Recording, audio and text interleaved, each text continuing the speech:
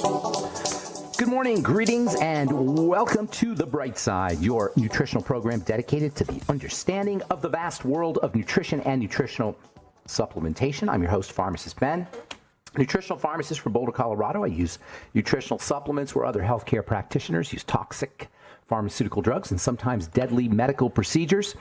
If you suspect that there are natural nutritional roads to your health and vitality and well-being, and to addressing your health challenges, whatever they may be, but you don't know where to begin, you have come to the right place. As you listen to The Bright Side every day, you are more and more in control of your body. You are more and more knowledgeable, and you know you can overcome any health challenge. That is why we are here every day on The Bright Side, helping clear up the sometimes confusing world of nutrition and nutritional supplementation. Over the last 33 years of practicing pharmacy, I have seen drug-free recoveries from diabetes, hypertension, obesity, skin diseases like acne, psoriasis, eczema, rosacea, digestive ailments, autoimmune issues of all kinds. Recoveries that by the standards of modern medicine can only be called a miracle, but what is in the world of the body, what is in the world of biology, standard operating procedure. Because the human biological system is a healing system, it's a regenerating system, it is designed divinely to heal and renew itself on a moment-to-moment basis. And while some folks may call that a miracle, it really is just the way the body works. If you have questions about health, nutrition, prescription drugs, if you want to wean yourself off your meds and get on a good nutritional supplement program, we are here for you. 844-236-6010 is our number. We welcome your calls, comments, success stories. If you just want to contribute to the conversation, 844-236-6010. And of course, if you have questions about our longevity products or our Truth Skin Health products, longevity products can be had at brightsideben.com, pharmacistben.com, or criticalhealthnews.com. That's brightsideben.com, pharmacistben.com, or criticalhealthnews.com. We've got news stories, blog posts, the longevity products, and a Join the Team link that you can click on if you want to start a longevity business, or even if you just want to get your products at the wholesale price. You can also call 866-735-2470 for more information, 866-735-2470. And don't forget to take a look at our Truth Skin Health products at truthtreatments.com, truthtreatments.com. Pharmacy, potency without a prescription, all formulated in my compounding pharmacy for wound healing. And you get the benefits for beauty and moisturization and skin softening, because at the end of the day, healthy skin is beautiful skin. Every molecule counts. 100% active and functional ingredients only. Truthtreatments.com, truthtreatments.com. Okay, welcome back to The Bright Side. We've been talking about one of my all-time favorite subjects, memes, belief systems, how we make decisions. I've been fascinated with how the mind works myself, personally, in my own life, since I was a kid. I started reading psychology books when I was very young, and then I got into self-help. And when I discovered self-help stuff back in the 1980s with Anthony Robbins, oh my God, that just rocked my world. That you could put a tape in, back then cassette tapes, of course. You could put a cassette tape in your car, or you could put your cassette tape in your boombox and up your game. That was radical. That was revolutionary when I first discovered it, and it completely changed my life. How the mind works, our psychology. I know, I call this program The Bright Side, and I've been talking about nutrition now for years, but you know what? We got to face facts here. The world is mental primarily. Actually, it's spiritual primarily, and then mental, and then emotional, and then things show up physically. And you can do a lot physically, that's for sure. Exercise, breathing, fourfold square of health, absolutely. But health is multidimensional, and we got to recognize that our decision-making is lousy. We got lousy decision-making skills. This is where the whole idea of memes comes from. It's based on our lousy information skills. And it's not really that they're lousy. It's because our brain has evolved with certain realities. Our brain is on the African savanna 200,000 years ago, or 250,000, or even 1,000,000 years ago. The brain evolved under certain circumstances. It was scarcity. The brain evolved to be economical. And so it's always going to make decisions via shortcuts, via habits, via conditioning. It takes work to make a decision and not use conditioning or stereotypes or habits. And this is a little brain bug that we have. And this is where institutions come from, and corporations come from, and politicians come from, and advertising comes from, and all of the things that are in our culture that don't serve human beings, that don't serve individuals, that serve themselves, that are self-serving. but they need the individuals to live. They need our lifeblood or our money or our energy somehow. And they've learned how to manipulate this little brain bug. They're experts. They're meme masters. They inject viruses into the culture. We call them copywriters, advertisers, public relations, spin room. After they do the debates, they always have a spin room. Or after there's some kind of political event, there's going to be a spin room. They literally call it a spin room, where they spin the facts so that it looks good to you. And these meme masters create the meme-scape, like a landscape, except it's a meme-scape. It's all our collective beliefs, all the things we know that are true. Dogmas, religions love these things. Corporations love these things. By the way, Donald Trump is one of the best ever meme masters ever. This is why he's such a great politician, Donald Trump. And I'm not saying I'm a fan of Donald Trump at all. But as far as crafting memes, build the wall, lock her up, no obstruction, no collusion, make America great again. These are Hall of Fame memes. Even the Supreme Court has ruled that corporations can operate like people. So not only now do you have corporations that are constructing memes, but they're actually allowed to function like with the same rights as a person. There's this thing called Citizens United. Citizens United is a court case, Citizens United against the Federal Election Commission. Citizens United memorialized corporations as people in the political world, said the corporations get to donate and get to have the same kind of rights that people have. Problem with corporations is they don't die, and they don't have emotions, they don't have children, and they don't have to care like human beings care, but they're still, based on the Supreme Court, treated like people. And if this is interesting to you, this idea of how memes make our world and how they're injected into the culture intentionally, not for us, but for powerful interests, if you're starting to wake up to this idea of mimetic manipulation, yes, that's a thing, mimetic manipulation, you're starting to distinguish it when you watch commercials or when you hear politicians make slogans, one of the hardest things you're going to have to do is you're going to have to resist the temptation to go crazy trying to wake everybody up, the people you care about especially.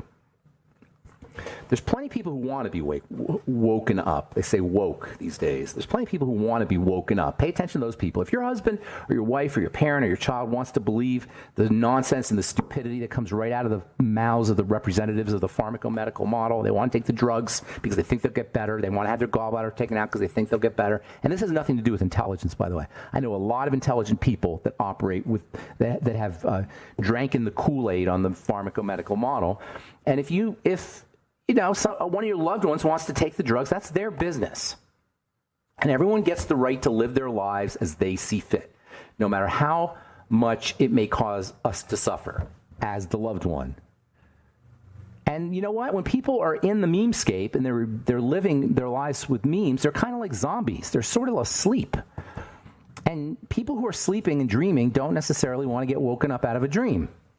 I was talking to my friend Janine this morning. And she said to me, she wrote me a note about her dad on medicine. I hear this all the time. My dad's on medicine. My kids are on medicine. My wife is on medicine. My husband's on medicine. What do? We just let them be. They don't want to hear about it. They're asleep in the dream. They don't want to be woken up. The dream is the doctor's going to fix me. The medicine's good for me. That's their dream. That's fine. You can't wake up people. You don't want to wake up people who don't want to be woken up. And you just got to pick your places, because there's definitely people who want to be woken up. In the world of medicine, memes are often they're often disguised, I should say, as science. Memes are often disguised as science. The cholesterol meme, we talked about that yesterday. And by the way, the handmaiden of the construction of memes as science, or the disguising of memes as science, is studies. Without studies, you couldn't do it. That's my problem with these epidemiological studies that reinforce memes. They're not scientific. They reinforce heuristics and beliefs, like cholesterol causes heart disease. Why? Because we studied 100,000 people and we found if they ate eggs, they had 10% higher risk of heart attack. That's not biochemistry. That's not even science. All right, 844-236-6010 is our number. Got lines open. I'm Pharmacist Ben. You're listening to The Bright Side. We'll be back right after this.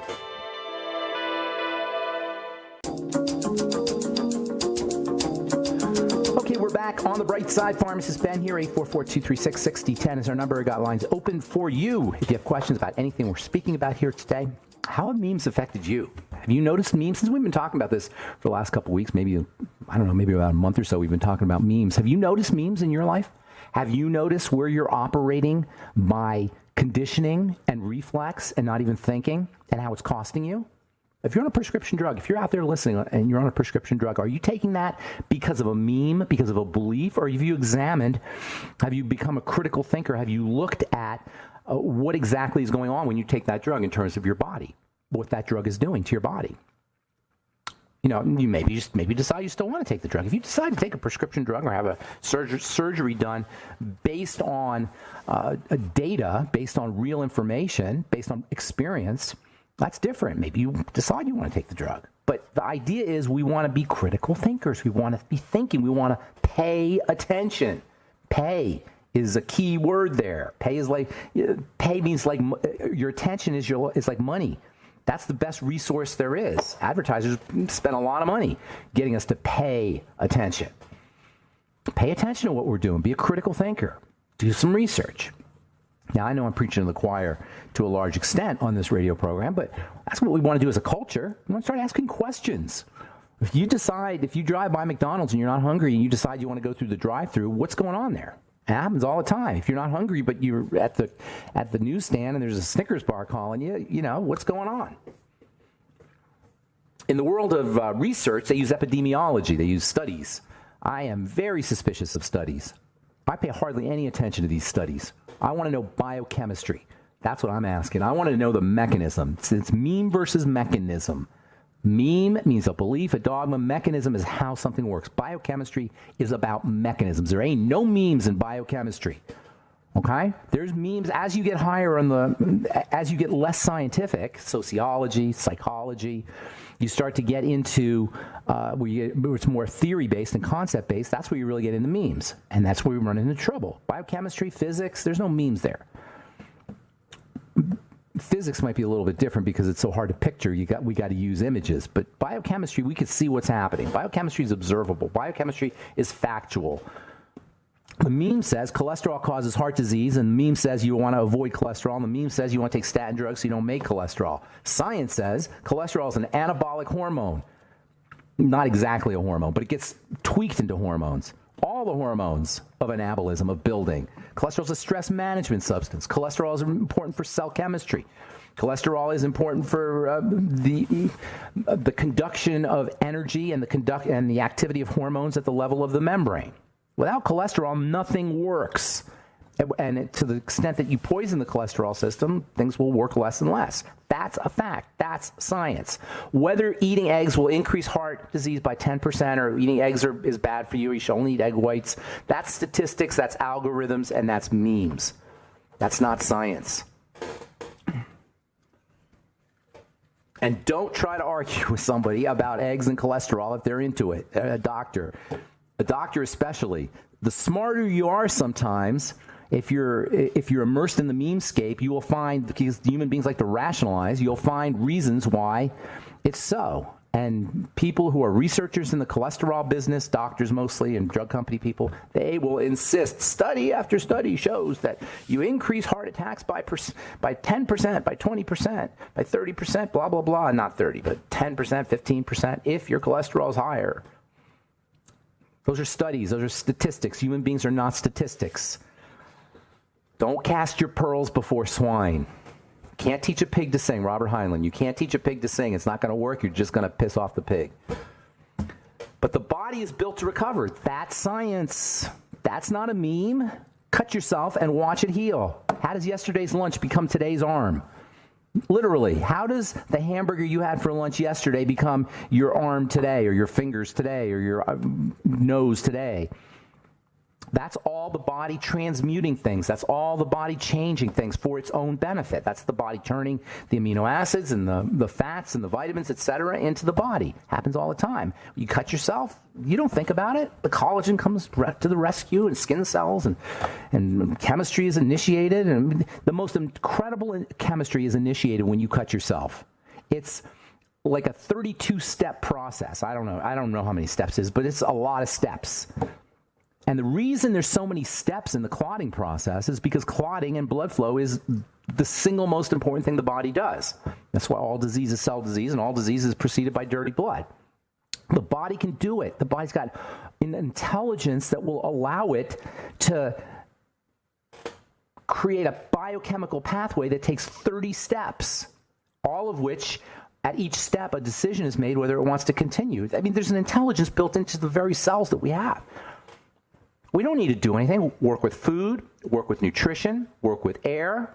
That's basically it. We do need to do those things. We do need to eat. They're essential nutrients. We need to be driving electrons into the body. That's what food is, by the way. Food is electrons. Vitamins are carriers of electrons. Minerals, micronutrients carry electrons. Food is electrons. So you need to be providing electrical energy in the form of electrons. That's food, nutrition. You got to breathe. That also is involved. It's all electrons, by the way.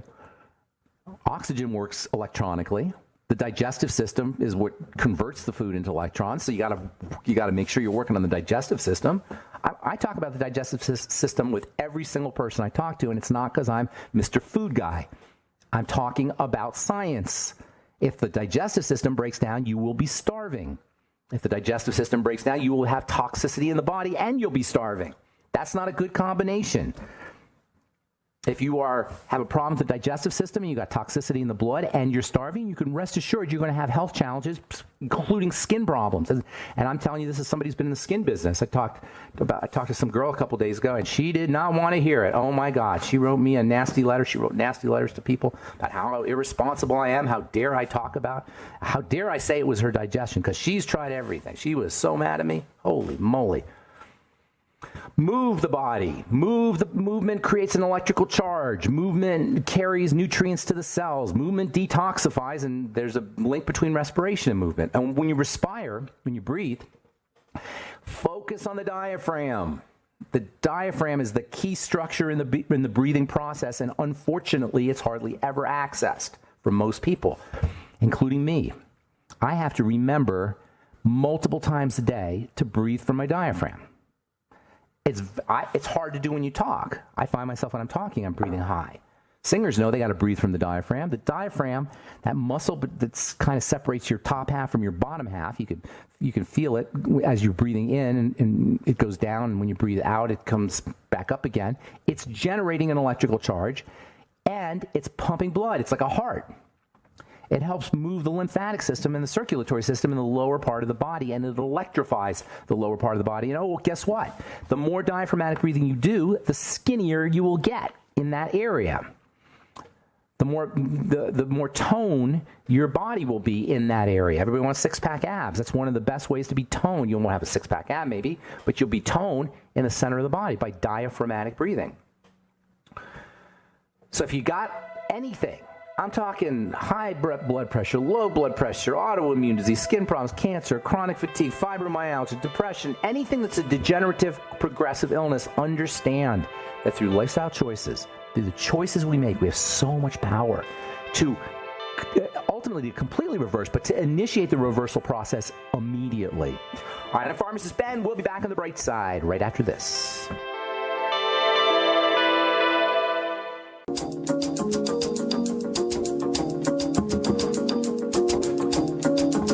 Back on the bright side, and we do have lines open for you. 844-236-6010 is our number. 844-236-6010. We'll get your calls in just a moment from the journal Cell Metabolism, one of my favorite journals. I'm all about the cell, as you know. This is from today's edition. How aerobic exercise and resistance training preserves muscle mass in obese older adults. This is so important, you guys. When we get old, and if we're obese and old, we tend to think that it's no use working out. There's nothing we can do. There is. Even if you're obese, and you don't have to be more than 25 pounds, I think it's 25 or 30 pounds overweight based on your BMI to be obese, but you don't even want to go by that. If you're carrying more body fat than you should, and if you're frail, work out. You don't have to go to the gym. Get 5-pound dumbbells. 5-pound dumbbells are plenty.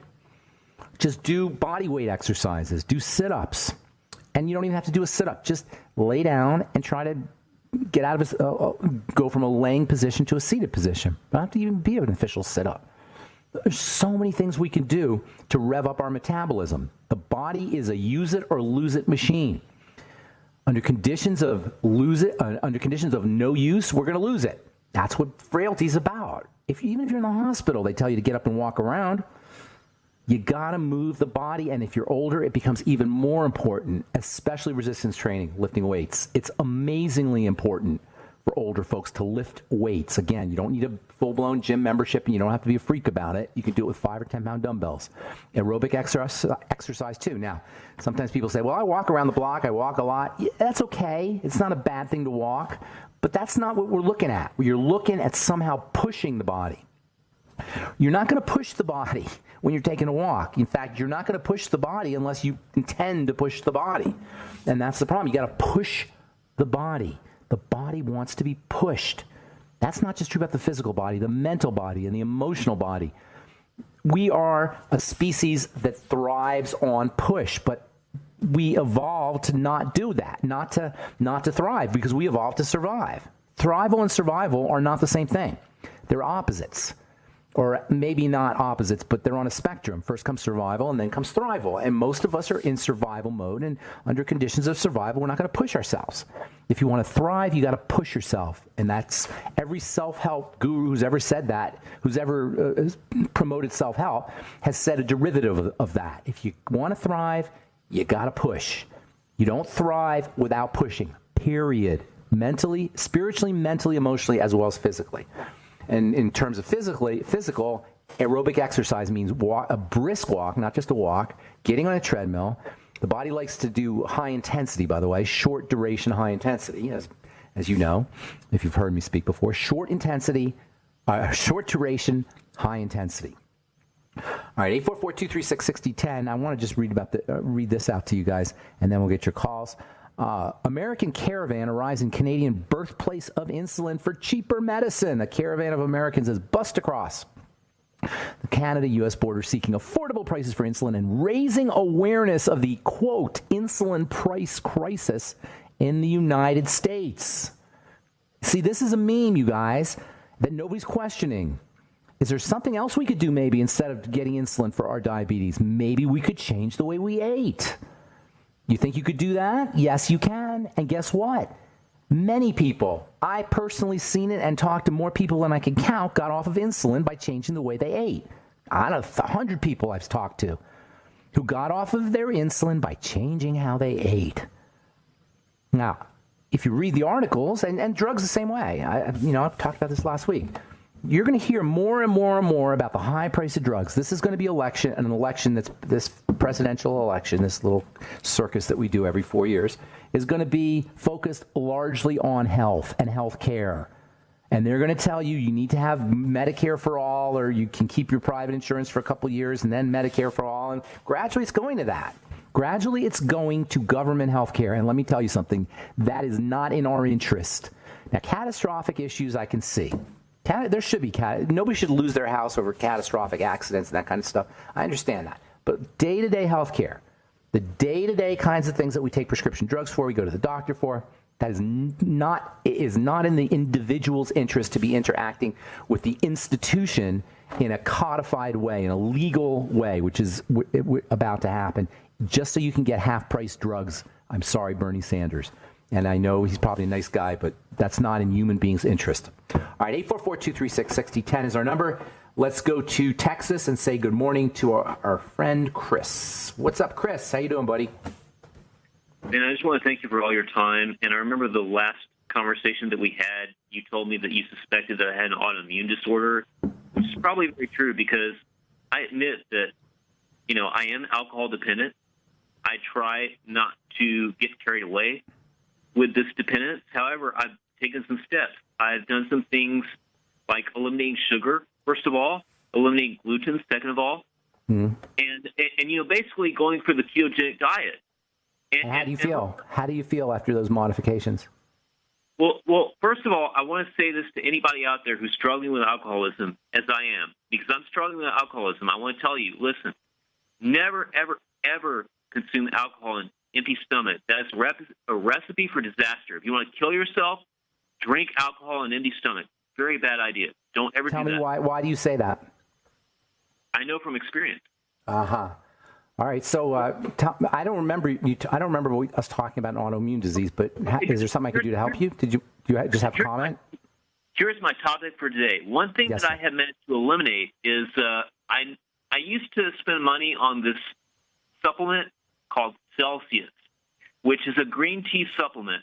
And, the only thing that attracted me to the supplement product is that it had like some vitamins and some essential nutrients, and it had taurine, and it had caffeine, which I'm very addicted to caffeine, but it also has green tea.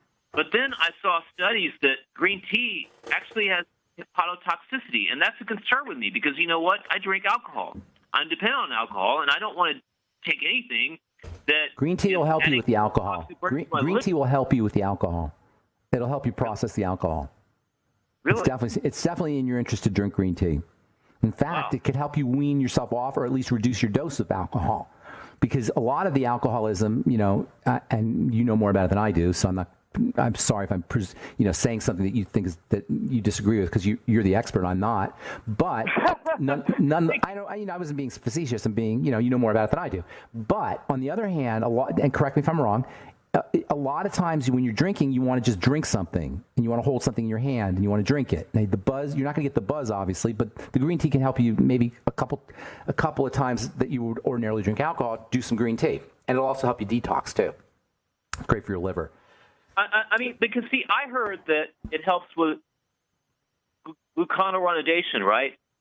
Green tea helps. That's the detox process. That's detoxification. And yes, green tea helps the entire detoxification system work better. The more alcohol you're drinking, the more you're going to need to do that. Hey, Chris, I want to get a couple more calls in. I got a whole bunch of people want to talk. Oh, all right. You want to hang on? You got something else? No, I'll let you go. I'll talk to you another day. Buddy. Thank you. Yeah, good to talk to you. Take care, man. All right, hang tight. We'll get your calls when we come back from our break. I'm Pharmacist Ben. You're listening to The Bright Side, and we'll be back right after this.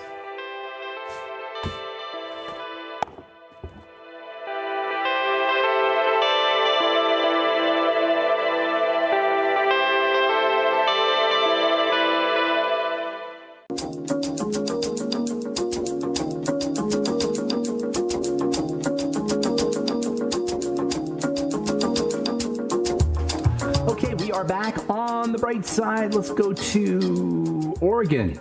Good morning, Truth Raider.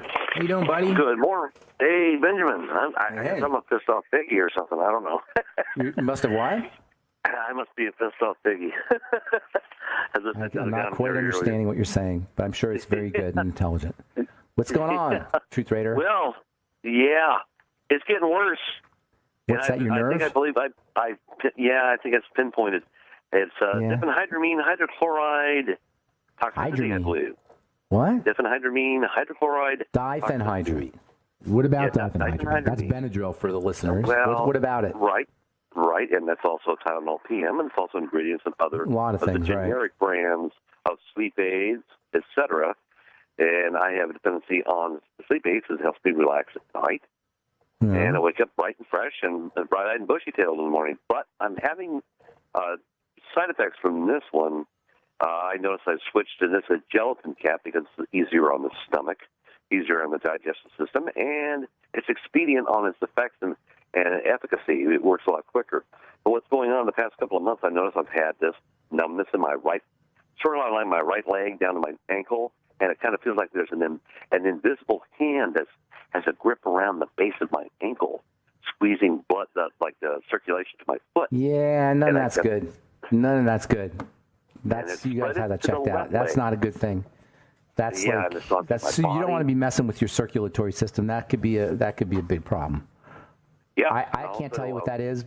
You might want to consider some niacin, time-release niacin. But I'd be seeing what's going on with your blood, personally. That sounds pretty dramatic. I'm not a big believer in the medical model. Obviously, you know that. But, you reach a point where that's where the medical model excels, is in taking care of emergency situations. And I'm not saying you have an emergency situation, but it could become an emergency situation. So, personally, I would have that. Pre-stroke or something, you think? That's the kind, and you're at the age, not saying you're old or anything. You're still kind of young, but, things happen. All right, Yes, Carl, well, the I truth rate. Get stopped it. yourself some niacin, too. Don't forget your time-release niacin. Any circulatory issues, take niacin. It's a powerful vasodilator. Also magnesium, for that matter. Magnesium. A whole healthy Okay. start pack. But niacin and magnesium are two extremely important circulatory system Right. vitamin and mineral. All right, I got to go. I'm Truth gonna Raider, order. have a beautiful day. Thank you for calling. Let's go to Shirley in California and say good morning. What's up, Shirley? Yes. I'm calling about one of the 4 parathyroids has been sucking all the calcium out of my bones. And they finally figured out with the 3rd test, finally with iodine, whatever it was, which of the 4 is causing the problem. And I'm slated to see the doctor the end of this month that does the surgery. And I suddenly realized They want to take They want to take your parathyroid out. there's 4 of them. There's one thyroid. They want to take one of the lobes out. The one that, they're just little tiny things. The one that. Can I ask you how old you are? 72. I wouldn't mess around with it. That way, certainly, I wouldn't do it. But that's just me. Okay. I find that kind of offensive that they would consider doing it. Have they checked your kidneys? Have they checked your vitamin D? Have you out in the sun? Have they checked your blood sugar? I mean, there's all kinds of things that you can work on before taking your parathyroid out. I mean, surgeries. I've been taking Doc Wallace, the calcium, whatever. All right, so tell me how I can help you, my dear. I personally think that's crazy to do, but that's just me. So tell me how I can help you. They said it. Yeah. I don't care. You know what, sweetheart? Listen, ma'am. I'm sorry, Shirley. I know what they say because I've been talking to them for 35 years. I'm not impressed by what they say ever because I've been talking to them long enough to know that they say the stupidest things. So what they say doesn't concern me. It's an organ in your body. God put it there. It's functional. It has a role to play. And because it's pulling calcium out, that says more about your chemistry than it does about the organ. But surgeons are, I don't want to get into that, but, do whatever you need to do. How can I help you? Well, the bones are so thin now, it's like 40% missing. I had 2 hip replacements in 15 because I couldn't walk without a walker anymore. Tell me, ma'am, would you like me to help you with that? Is that what you're asking about? I'm trying to boil it down to a question, unless you just wanted to have a comment. Do you have something I can help you with? Yeah, well, if the bones, I guess it's osteoporosis. I don't normally go to the doctor. Get your butt in the gym, Shirley. Oh, I'm doing exercises. I can hardly walk again now. So if you can't walk, you can't walk. But do whatever you can do. Make sure you're doing whey protein. Make sure you're doing lots of gelatin and chicken soup. If you can do whey protein, I should say, and some people can't. But if you can do a whey protein, eggs, building foods. Make sure you're keeping your blood sugar down. Make sure your blood sugar is stable. Make sure you're digesting your fats. Oftentimes, as we get older, we don't digest our fats, and that has way more to do with frailty and osteoporosis than sucking calcium out. There's something, if your parathyroid is overactive, I usually think of a kidney thing going on.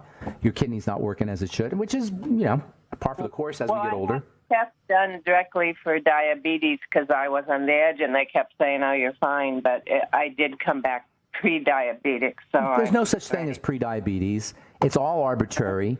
It's all on numbers. Your blood sugar's messed up. Listen, Shirley, I don't know how long you've been listening to the program here, okay? We want to think logically, not doctorly. Diabetes is a word that kicks in if your blood sugar is at 120. Okay, and if you have a score of 120, they say you're diabetic. If you're like 118, they say you're pre-diabetic, or 17, right? But what if you're 116.9999999? Oh, then you're fine. You see how arbitrary it is? I've been arguing with them, and I finally found out that. Well, you can't argue. You can't argue with somebody who's a zombie, as I was saying earlier, and they bought into that. Logic tells you that there's an arbitrary designation called diabetes. It's completely arbitrary. That's just logic. That's mean versus mechanism. Logic will always inoculate you against baloney beliefs. You just say to the doctor, 120 is diabetic? So what's 119.99999? Not diabetic? Does that make any sense? Right? Well, that's what I've been saying, yes. Okay. All right, I want to get one more call in, my dear. Thank you. I hope I helped you. And let's give Elaine in Alaska the last word. What's going on, Elaine? Hey, I'm not sure how much time I have left. If I could share my least favorite meme as a physical therapist. Okay. You probably heard "no pain, no gain." Yeah, that's your least favorite meme? Yeah, we get a bad rap in physical therapy that, PT is painful, and it doesn't necessarily have to be painful. It can feel great. I call it therapeutically intense. Try to exercise to a point of therapeutic intensity, discomfort, but not pain. Pain is a signal to the brain that something's not right. So, that's right. Intensity is not necessarily pain, but sometimes it's perceived that way. But your point's very well taken. Right. Have you ever been rolfed?